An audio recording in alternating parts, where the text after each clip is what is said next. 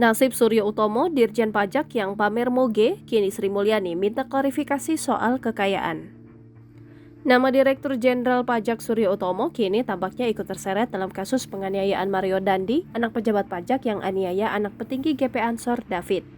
Usai Rafael Alun Trisambodo, ayah Mario yang disorot kekayaannya, kini giliran Suryo Utomo yang diminta Menteri Keuangan Sri Mulyani untuk mengklarifikasi soal kekayaan. Hal itu bukan tanpa sebab. Sri Mulyani memerintahkan hal tersebut usai foto Suryo Utomo mengendarai moge viral di media sosial beberapa waktu belakangan ini. Bahkan Suryo Utomo dan sejumlah pegawai pajak lainnya memiliki komunitas moge yang diberi nama Belasting Ridger DJP. Tentu saja dengan hal ini gaya hidup pegawai pajak kini sudah menjadi sorotan.